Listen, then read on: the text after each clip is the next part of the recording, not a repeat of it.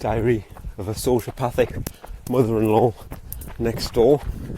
Today's date is Monday, the 7th of July, 2025. We are now up to the events of last Monday. So these events took place on Monday, 1st of July.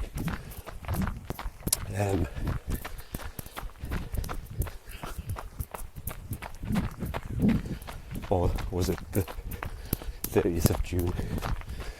Anyway, so we're pretty much bang up to date. So last Monday, little bit of context, backstory to put this first bit into context. So our driveway, the Husk, for 3 years is parked on our driveway. You drive, it's a very narrow entrance down the side of the house, and then it opens up to like a P-shaped driveway. So two cars park in the P bit, and then you can either reverse all the way back down the drive, which is really narrow, or you can do, if your car's little, you can do a 3-point turn and drive out forwards. So we've always had the Husk's car, it's always been parked in a position where she can do a little 3-point turn. Tiny little car, but she still can't do a 3-point turn without reversing into the wheelie bin. The other vehicle on the drive is our camper van, and I've got a garden trailer between those two vehicles, and really the role of the garden trailer is more so as a buffer. So if she hits anything, she's going to hit that garden trailer, not our camper van. So anyway, a few weeks ago, we had an issue with the trailer, and I was concerned it wasn't watertight, and also a bit had fallen off. Doesn't matter what the details are. I decided to put the trailer into the garage, and as a result, our other vehicle, our little Mini, would be parked where the Husk's car is normally parked, and unfortunately, Husk, you're going to have to park out on the street. No big deal. It's not necessarily permanent, but that's the way it is. And because I'm not going to, somebody's car's got to be relegated to the street. It's not going to be mine. And when the trailer went in the garage, he also moved the camper van inwards a little bit, because it was really a squeeze to get 3 things in: the Husk car, the trailer, the camper van. Now that it's just, and 3 cars wouldn't fit, but now that's just a camper van and our other vehicle, I can spread them out a bit more. It's not as cramped, so the camper van is a slightly moved position. It makes it easier to get in and out as well. So anyway, that's the backstory. Now, we did this when the Husk was away for the weekend, because that's, it's just the way it was. The weekend we're off, we thought, right, let's swap these things around. Blah, blah, blah. Now she comes back, she doesn't ask you anything, because remember, she doesn't inquire about things unless she either inquires and it's like 20 questions, or she just says nothing and presumes what the answer is. I mean, even when she's asking 20 questions, it's like paranoia. What are you doing that for? Why didn't you do that? Why didn't you do that? Like, no. It's none of your business. I've answered the question. So, I imagined she would come home and say, why is my car not in the drive? Am I not allowed to park there anymore? Well, why didn't you? You know what I mean? Don't be paranoid. There's no great conspiracy, Husk. We've just had to put the trailer in the garage and one car has to be relegated. It's yours. Anyway, because she's paranoid.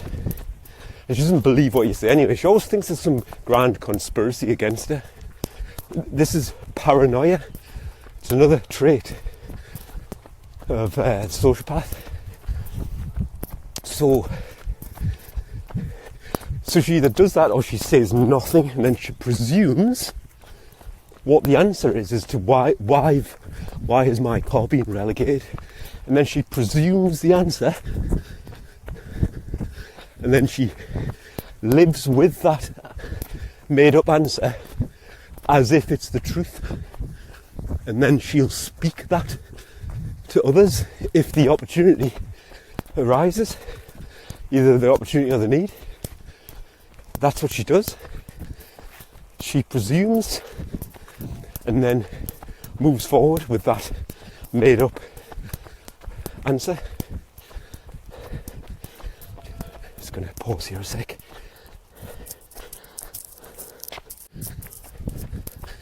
So yeah, she presumes the answer. Even if you try and tell her the truth, she still goes with the presumption. This is how paranoid she is. She doesn't trust anybody. Remember? So even if you swear down or whatever, whatever phrase people prefer to use when they're trying to convince somebody that they're telling the truth, even if you try your best to convince her, she still doesn't believe you because she doesn't trust anybody. She's got massive trust issues because of her childhood traumas and her young woman traumas. A husk trusts no one, not even herself. And she shouldn't trust herself because this is what she does. She gets things wrong. And then she destroys trust in her own relationships. So on this occasion, she got home, she hasn't brought it up. All she needs to do is say, is there anything I need to know?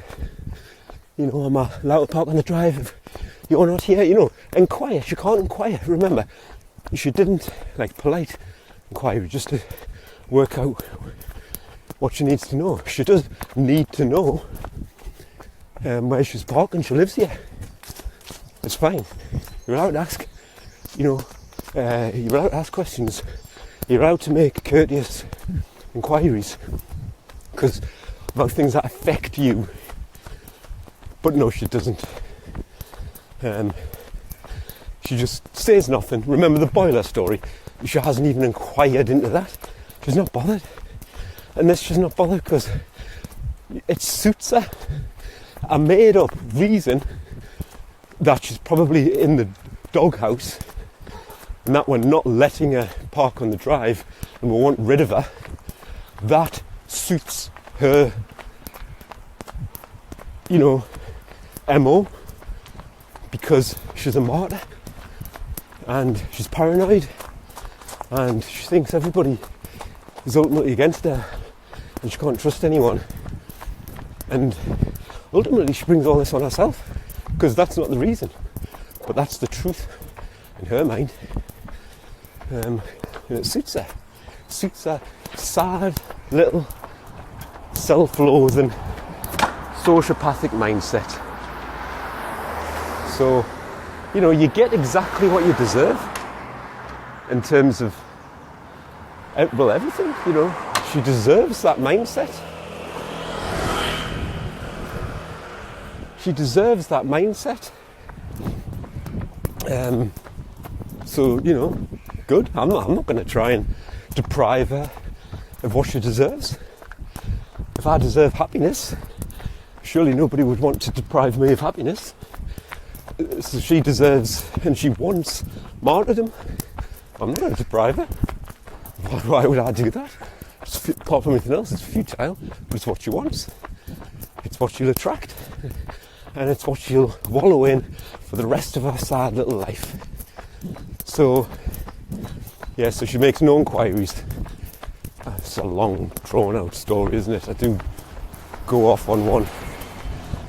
I do think the added philosophy or contemplation or psychological analysis is useful, especially if anybody ends up listening to this to try and put their own relationships into some sort of context and why it happens. So back to Monday, last Monday. I've taken some time off work and I'm decorating the hall and stairs. I've been putting this off for as long as I can. It's time to do it. I'm sitting up on the windowsill on the landing at the top of the stairs, and I hear this car come up the drive. I think that can't be the beacon. She can't have forgetting her laptop again, because this is mid-morning. No, it's the husk. I'm thinking, what is she doing? Now my first thought was, what does she think she's doing? She obviously knows that she's not meant to park there, because she's never parked on the drive since she's noticed what we've done. So she doesn't know why we've done it, and we don't know what is required. She doesn't know what's required of her, and she doesn't know what the long-term plan is because she hasn't made any inquiries. But she knows she's not meant to be parked on the drive. So she's obviously just thought, full of hubris, I'll just park there today. Without even asking, without even checking. So again, she can't communicate. She doesn't know how to communicate, or she doesn't want to, because she doesn't have the self-esteem to ask you. She doesn't like to look like she needs help, show her vulnerable side, because she's a husk. She has to be strong, and she just doesn't want to give you the satisfaction. She's just totally selfish, doesn't care about anybody else. That's what I'm doing. I'm going on the drive today. Now, under normal circumstances, when I say normal circumstances, if it wasn't for me having had to put the trailer in the garage and if I hadn't moved the van, so in other words, if the van was in its original position and the trailer was still there as a buffer, and for some other reason she wasn't meant to be parked there, I would have just let it go. I do believe I would have just let it go. And but on this occasion, all I could think was, how is she going to get that car off the drive? Because there is no room to do a 3-point turn anymore. She can't do one anyway without hitting the bin. The driveway is very narrow, and now me Pride and Joy camper van is in the danger zone. So there is no way. I can't let it go. That car needs to be moved by somebody competent, and she needs to know not to park there again until further notice. All of the things that she should have inquired about, she needs to know. So I can't get on with the decorating on edge, wondering when she's going to go out, and then what am I going to do? Sit and watch her? What's that going to do? So I thought, I'm going to have to go and say something. Plus, I thought myself, this is an opportunity to get some stuff off my chest. Oh, that's another thing. They've just come back from a holiday in, I can't remember, somewhere near the Canaries. Not the Canaries, but somewhere close, in that sort of vicinity, off the coast of north coast of Africa. So they've just come back from a week here as well, and it's been lovely while they've been away. We've had privacy all to ourselves. Now, just as a side note, how is she affording this lifestyle? In 6 months, they've been on this holiday, and they've been to Tenerife, and then January they've had a weekend to Krakow. They've had a long weekend to the Lake District.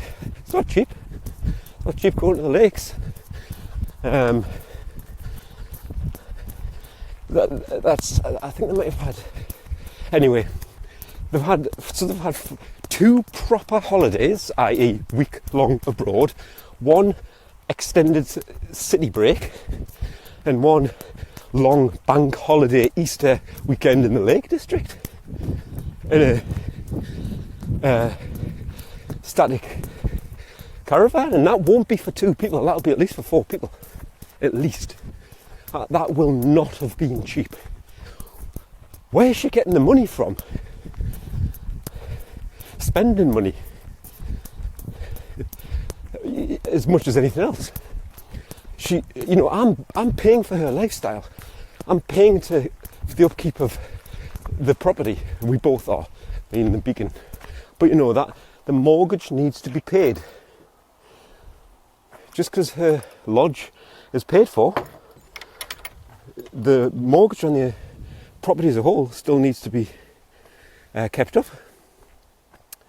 So, we go to work to maintain. If we don't go to work, we sell the house downsize and she's up the creek. Well, she wouldn't be, because she would just move into St George's. So, where we go to work to maintain her lifestyle, I know what our finances are, because we had to have full disclosure when she agreed to move in, because I think I've said this, we needed to make sure that there's no hidden skeletons, because we were kind of taking responsibility for them, and we were doing this to save the money and get them out of a bit of a hole and to give them security in the future. So we wanted we wanted to do a due diligence, everything on the table, warts and all. I know what our finances are. I'm amazed she can. I'm amazed she can have any sort of lifestyle, to be honest, beyond basic necessities and maybe 1 or 2 social events.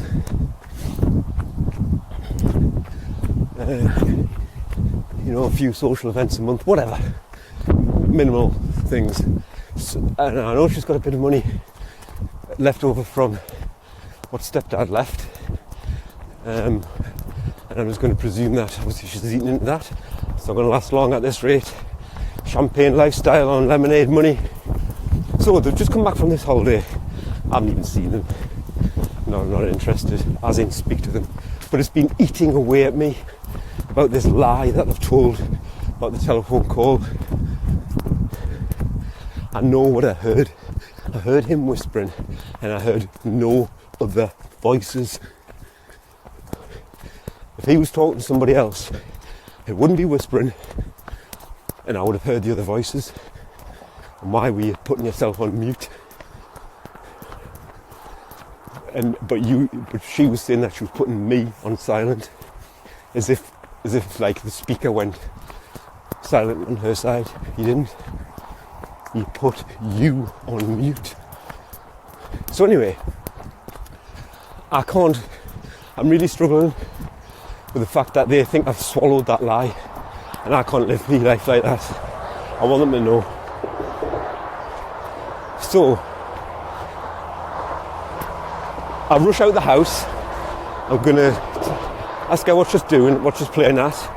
I'm going to tell her I'm going to have to turn the car around, and I'm going to find a way of broaching the lie, because I want that out there. I want her to know. I want them both to know. And also, I'm going to just put her on the spot and say, what are your long-term plans? Because I know that he wants you to move in with him. So can you just do us the decency of letting us know what your short to long-term plans are, so we can adjust our life if necessary, or, put that to bed for now. Your decisions when it comes to living here, certain decisions that you make, you're entitled to make them, but you do have to include us. Not in the decision-making process. You can if you want, but you need to include us in the just the communication. And when you've made a decision, or when you're thinking, and when you've made a decision, you should be letting us know. Common courtesy. You live with us. So anyway, I go out there and I say, "What are you doing? Why are you parking here?" "Well, I'm just getting my shopping in." I said, "You must know you're not supposed to be parking here."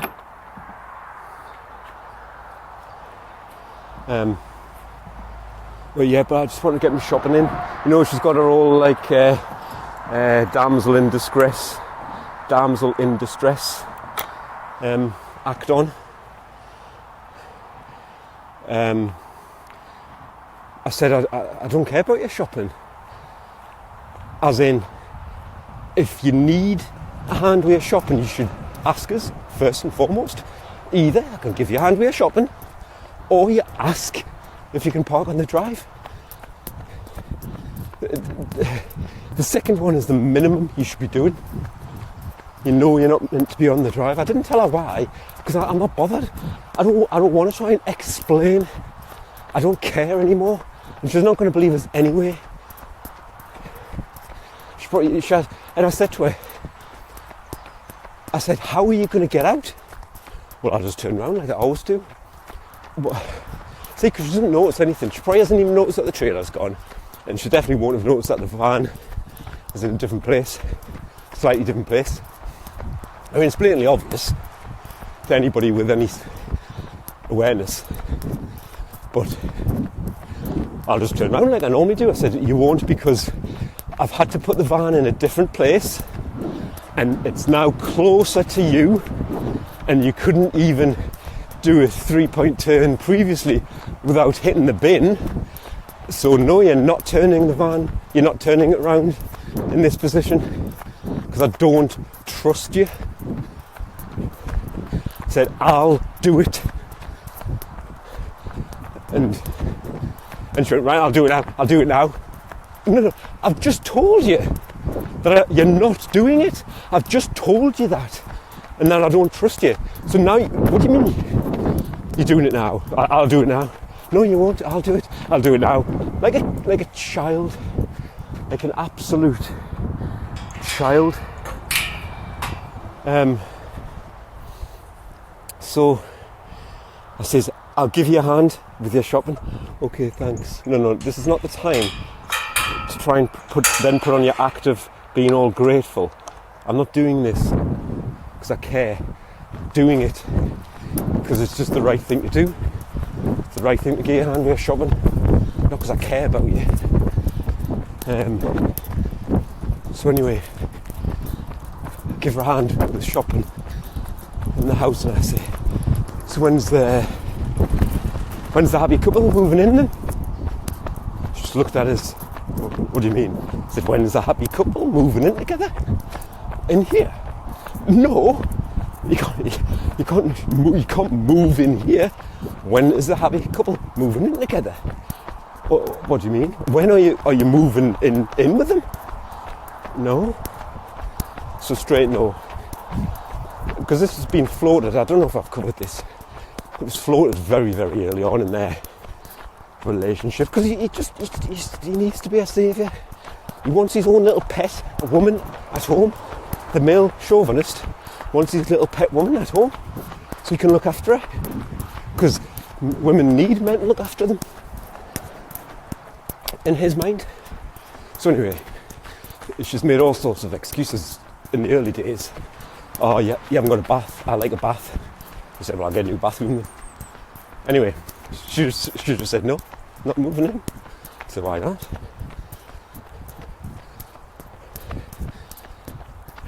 She said, I said, I thought he wanted you to move in. I'm bringing this up, but I'm trying to go somewhere with it. I thought he wanted you to move in. Well, no, why aren't you then? And she's just going silent. I said, "Because you wouldn't." That's what she said. Something like, "It's personal to me. It's very personal." I said, "Well, what is it? Why?" "It's not your business." Like, she's very, very... she doesn't want to talk to us. She does not want to engage. She does not want to answer any questions. So anyway, and I'm being cold with her. I'm being harsh with her. I'm being a sociopath. I don't mind saying that. When you're dealing with a sociopath, the only way you can actually deal with one is by being one yourself. I tried empathy. I tried the human traits of empathy, compassion, care, kindness. Tried it. It's futile. It is now just a sociopathic relationship. Get used to it. Just mirror back. Somebody is that, you be that, and just get out of there as soon as you can. Don't give them any emotion. So anyway, I'm not telling you it's my business, but I'm not telling you why I'm not. It's deeply personal to me. Oh, is it? Is it now? So I said, oh well, I knew you wouldn't be able to do it. I knew you wouldn't be able to do what makes everybody happy. What do you mean makes? It would make you too happy, wouldn't it? I said, no, that's not what I meant. She said, oh yeah, I wouldn't give you the satisfaction. That's what she said. Straight off the bat. I'm not putting any words in her mouth. She's got it in her head that we want rid of her. We don't want rid of her. We want her behaviours to change. We want her to stop being cruel to the beacon and have a bit more empathy and actually be less selfish.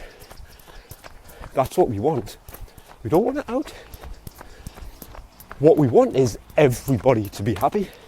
I know that's sometimes an unrealistic situation, but you can do it in situations like this if it's true love.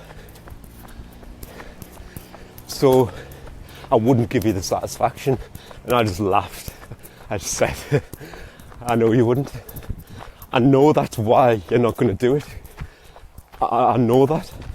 I knew you were going to say that. How many times have I used that word? She won't give us the satisfaction. Not about moving out necessarily, but in everything.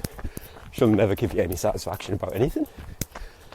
She can't. She's incapable. She's incapable of doing something and truly putting you first. So, yeah, said to her, yeah, I knew that was the answer. Because it's just false fake. This is not love. If it was real, if you truly loved him, then you would want to live with him. Especially when, by not doing so, you're just taking advantage of us. What do you mean? Well, you don't need this. You don't need this house. We bought this house for you because you needed it. You no longer need it. I mean, I'm not telling her to move out here. I'm trying to get her to see that there's other people involved in every decision that she makes now that she's lives with her family, and she should be weighing everything up. No, it's not ideal, but you put yourself in this situation. You moved yourself into this garden, into this lodge. So anyway, I said, if it was real, he wants you to move there. If it was real, you'd be happy to move in with him. If it's such the whirlwind, all these holidays, and you're with them 24/7, then you would be living with them. You don't need two houses. Especially when one is costing us money. Costing us as in we have to go to work and we are getting no return on that property. We spent the beacon has spent all of her inheritance on that property. It's gone, money's gone. It's never coming back until we work to get it back. Have it as a little holiday let. You know,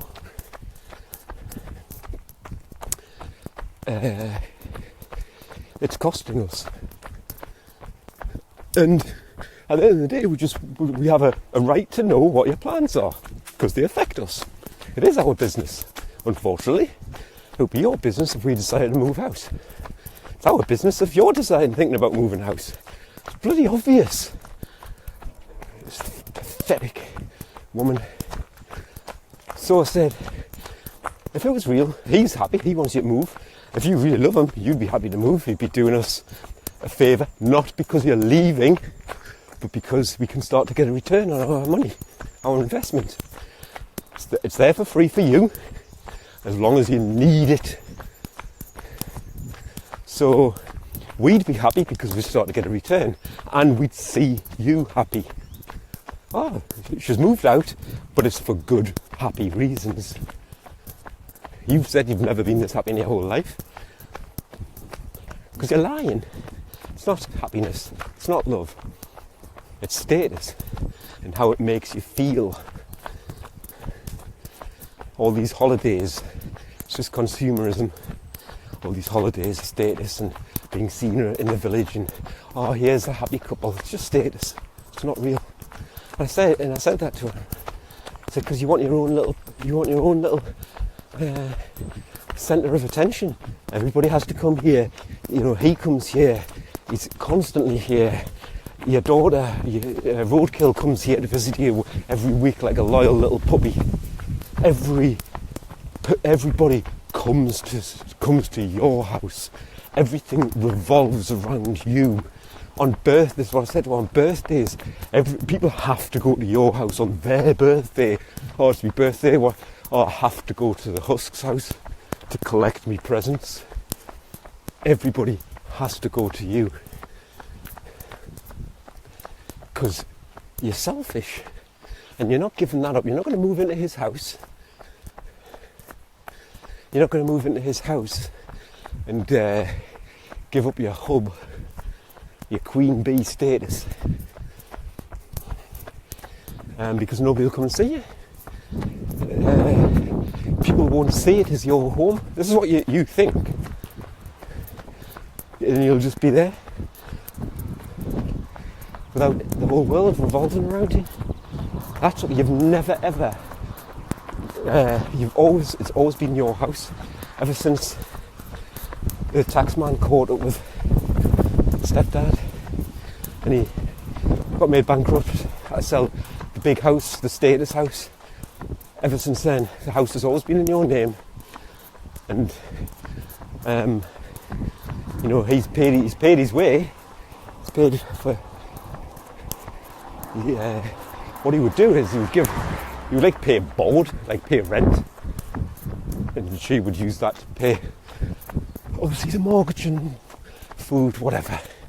So stepdad, he has contributed, and think about it, stepdad has contributed to everything. Got nothing in the end. Didn't get his name on the mortgage, and she was in total control. Now, yeah, he got made bankrupt, so I'm not going to go into the ins and outs of what impact that has. But yeah, she was in control, he got nothing. So she's always had her name on the property. It's always been her home, her rules, everything. She's completely in control, like a sociopath likes to be. He's got no say. So, just like when they moved here, she had the final say, ultimately. He either comes or he doesn't. You know, we made sure that he was part of that decision because I wouldn't have let it happen. If he wasn't part of the decision, you can't just give somebody no choice in something when it massively affects them. So anyway, what was I saying? Oh yeah, there's no way she's going to give up that control and move to his house. Live in his house, his rules, his decor, his taste in the house. his wife lived in. I mean, it's fine the other way around. You know, he can come and live in the house that her husband lived in, died in the bed, pissed in the bed when he was ill, took his final breath. You know, it's fine the other way around, because she doesn't care. She doesn't care about other people. She doesn't care about, even if that did play on St George's mind, she doesn't care, because it doesn't play on her mind. And if he's not saying anything, then she just presumes that he's happy. Remember, that's how she operates. She doesn't ask. She doesn't ask people stuff. She presumes what's in their mind. There's no way she's given all of that up, and there's no way she's going to give us the satisfaction. Her words, I wouldn't give you the satisfaction. And I tried to explain to her again that when she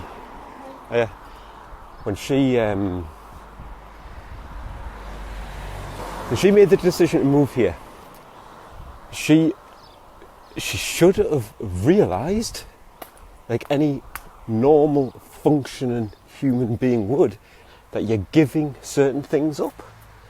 You are no longer the owner of the property, and you are now just a tenant, and you are giving up some of your privacy, because obviously you live in a shared on a shared property.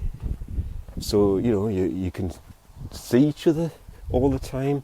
You can't necessarily come and go without, you know, in private.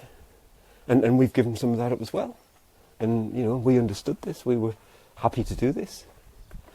So I'm trying to explain this to her, and I said, and one of the things that you have to accept is that the decisions that you make, you have to share them with us. You have to let us know what's going on. Because you've given up a piece of your autonomy. She doesn't even know what these words mean. So, and again she said, well, I thought I paid for 70% of this. And I said, no, I've explained this to you.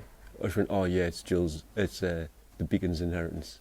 I said, yes, I went through it again. See, she doesn't want to remember that because she doesn't believe us. She doesn't think that's right. She thinks I'm wrong, and I'm not wrong. I explained it again. I said, yeah, the Beacon's inheritance.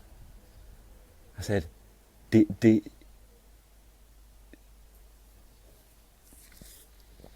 and I explained the dynamic again. Roadkill bought a motorhome. Near enough around about the same time she got that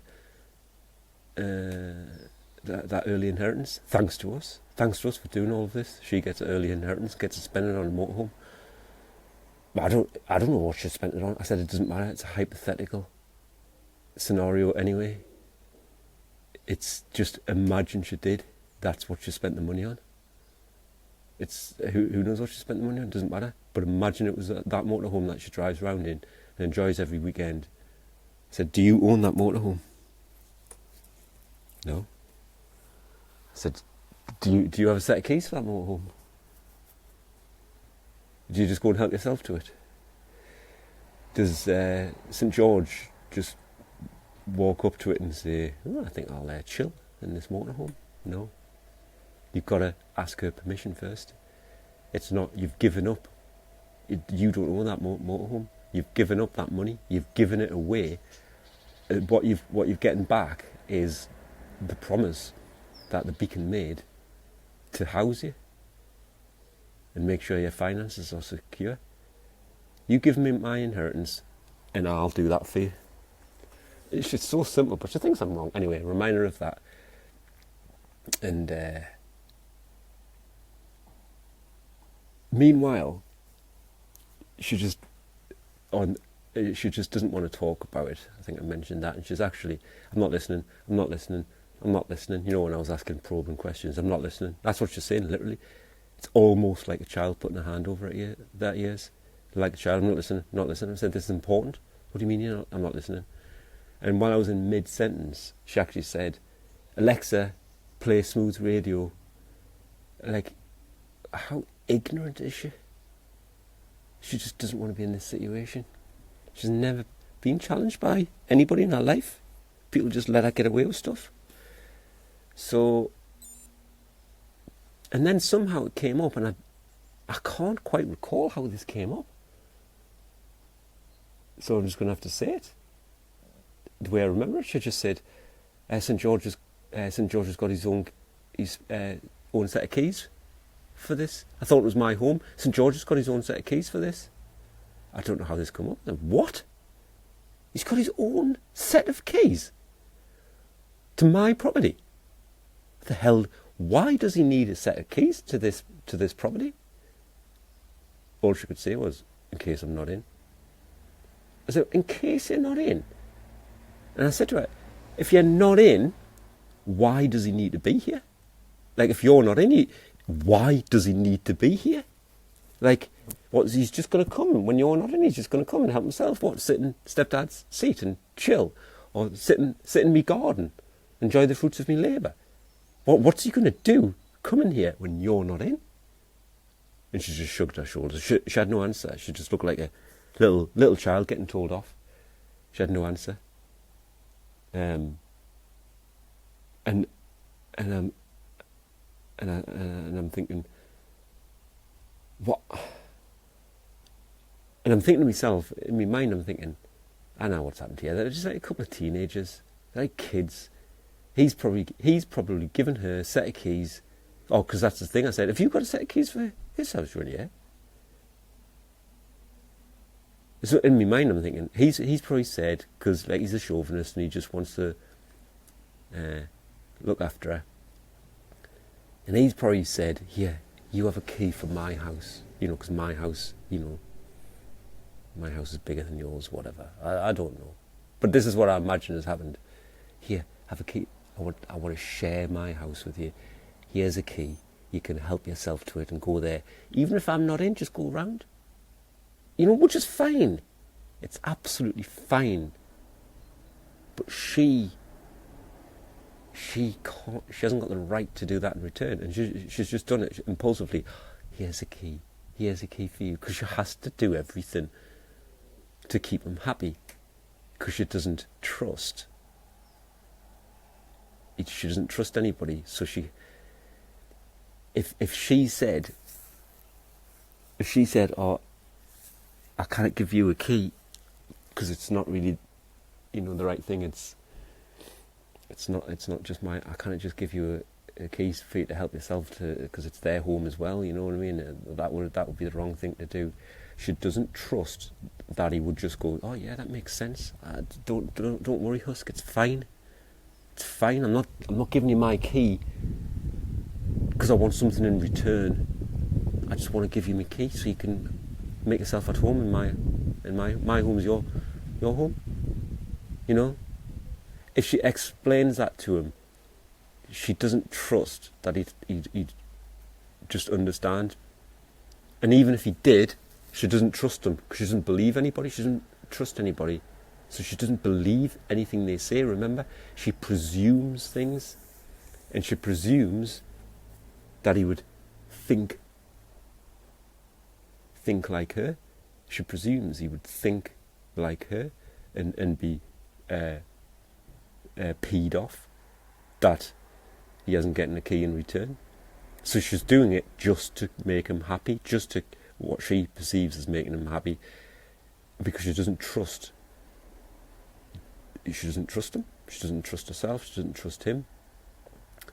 And if she just doesn't give him the key, like she doesn't even broach the subject, she's scared that he's going to think she doesn't love us anymore. It's like children. It's like insecure teenagers. If you don't do that, the other one might think that you don't love them anymore, and that she's going to leave us. She hasn't given us a key. I bet she give it to her last boyfriend. It's that sort of stuff. Doesn't trust, insecure, and she's just given it. She's given the key here. Here's a key to my house, and she doesn't realise. I don't know why. I'm amazed she told us. I don't know how long ago this was, and I just went, I went ballistic. I think, what? Are you for real? And I said to her, so has he got a key to Roadkill's motorhome? Has he got a key to that?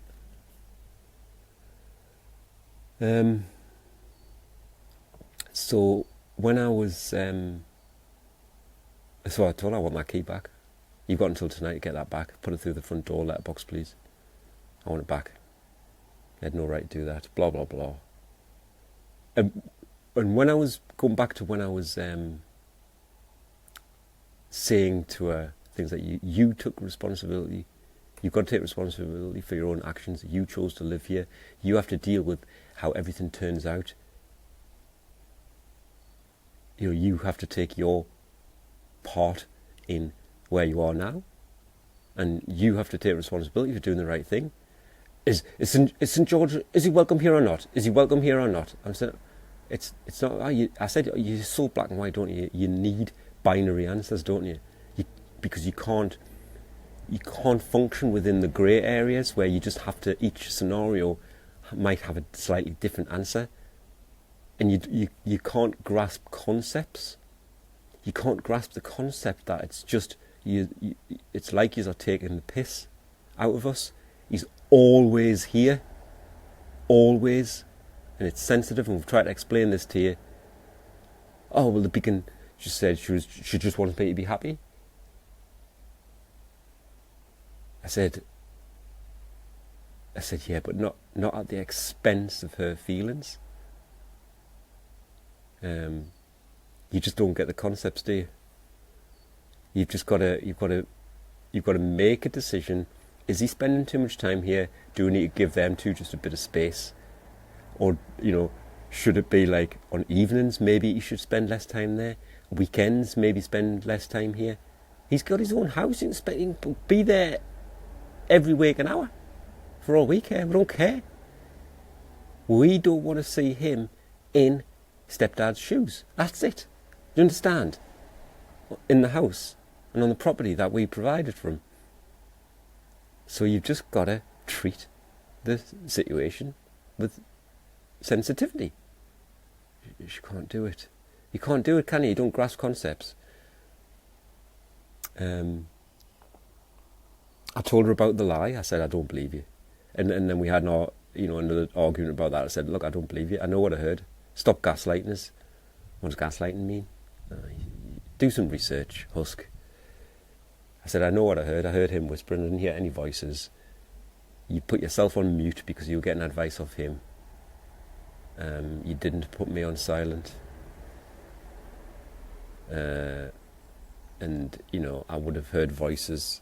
I know what I heard. You're lying, the pair of you. Why was he sitting here? Why was he sitting here when I came back? If he was respecting your privacy and hanging back 10 yards, why was he here when I got here? He knew I was coming to have it out here. Why was he here? Because I asked him to be. I said, so you asked him to be here anyway. So you still shared that private, the private information. He still ended up being sat here, poking his nose in, part of our business now. You've still done that. So really it's irrelevant. You've still created the situation. Whether it happened on the phone because you were sharing the phone call with him, or whether it happened afterwards on the way back to the lair. Either way, you've shared our private information. And it's none of his business. So it doesn't really matter. It doesn't really matter whether it happened on the phone call or not. I said, I don't believe you. These are liars. You completely betrayed trust, etc., etc. Why do you not like him? What's your problem with St. George? I said, well, you know what the problem is? I didn't have a problem to start with. It's how you have treated us, and how you've behaved, and how you haven't even given us a thought. His excuse, I never even give it a thought, your feelings. No, we're just presumed, there's that word again, we just presumed that you were all right with it. No, we told you. Yeah, at the beginning, before we told you that we weren't comfortable, certainly I did. your behaviour hasn't changed. So why hasn't your behaviour changed? Well, the beacon just said she just wants to make you be happy. So whatever makes you happy at any cost, she's happy with. Now I get an insight into your mind, your selfish mind. As long as you're happy, yeah? As long as you're happy. No, not at the expense of her feelings and not at the expense of her happiness. Yeah, she wants you to be happy. She doesn't understand when people say things such as that being a good example, she doesn't understand what it means. Because she's binary, black and white. So what she's took from that is, yeah, we'll keep doing this, St. George. As long as I'm happy, she's all right. You heard her, she said that. And then when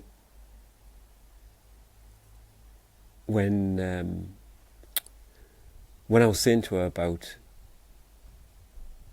it was her decision to move here, and she's got to deal with the consequences. She's got to take responsibility. She's got to take us into account. We've done that. We've done that. Have we let you down in any way, shape, or form since you moved here? Yeah, I know that you don't like these confrontations.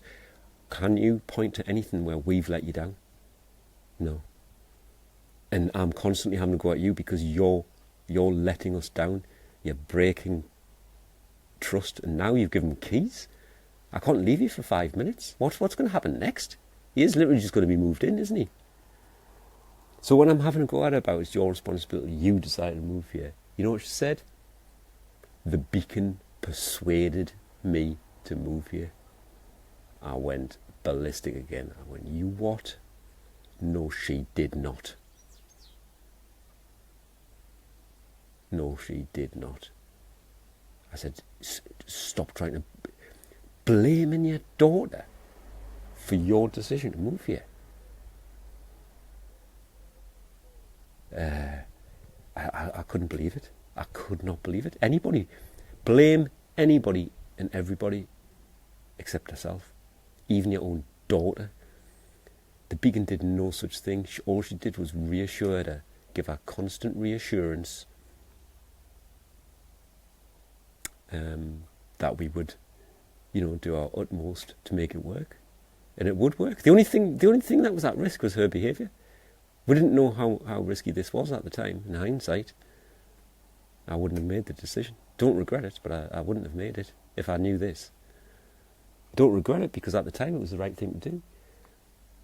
No point in having regrets. She wanted to do it.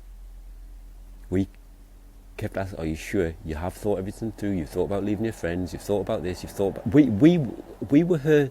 we were the devil's advocate. If anything, we were trying to put her off. Because if you try and put somebody off, not by telling her not to do it, but by asking tough questions, by asking those questions, you potentially put somebody off. Have you thought about leaving your friends? Have you thought about you might not be able to do that little job anymore? Have you thought about never seeing them, potentially never seeing them again? Have you thought about nobody might come and visit? Have you thought about David might not be, stepdad might not be happy? Have you thought about this? Have you thought about that? Have you thought about the other? The beacon has done nothing but ensure that she's making an informed decision, and that the decision is actually hers, and that she's thought everything through. That's what the beacon did. That we did that together, but the beacon was the communicator. You're disgusting. I don't even know what word to use. You're just a disgusting husk. A disgusting, empty, cold, rotten husk of a shell of a human. I couldn't believe it. I absolutely couldn't believe it. Another thing, just to finish off this entry,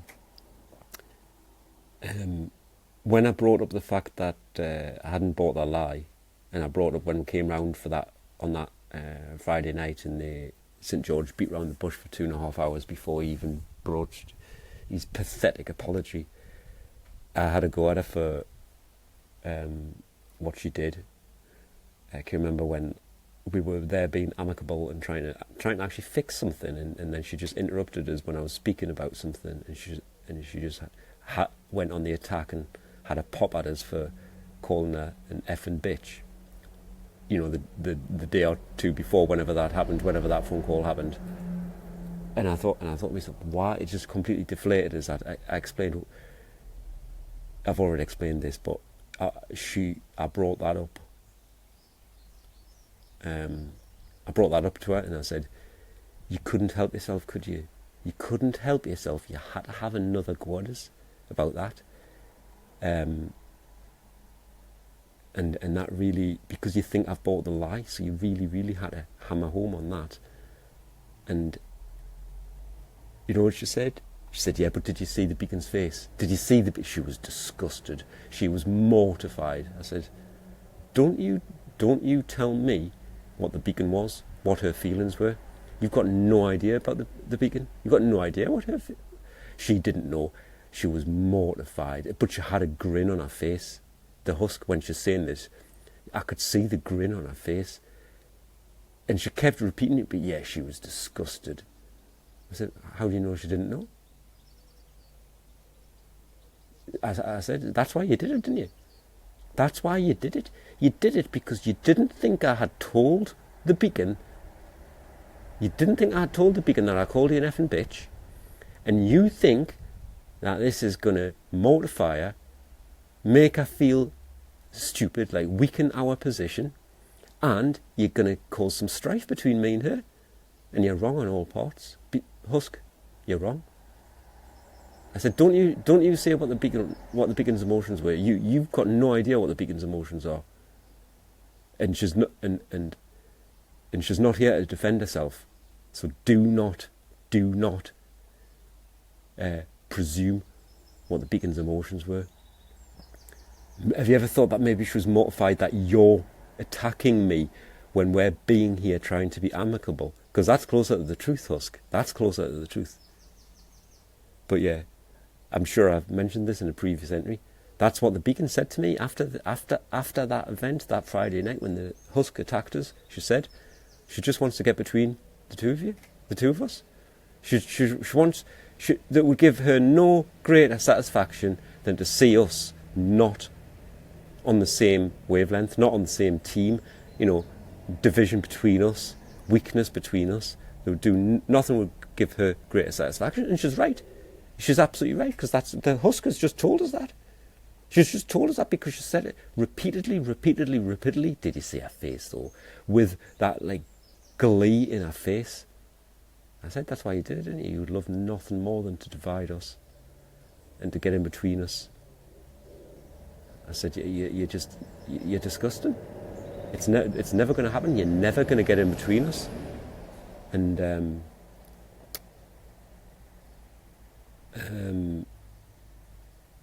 but she kept on, yeah, but did you see her face? Like, she kept saying it. It was obviously so important to her. That's why she did it. And then, just to end this entry, and then she said, you know, when she was losing the arguments, she just came up with this one. Why is she making you treat me like this? Wow. There's another one.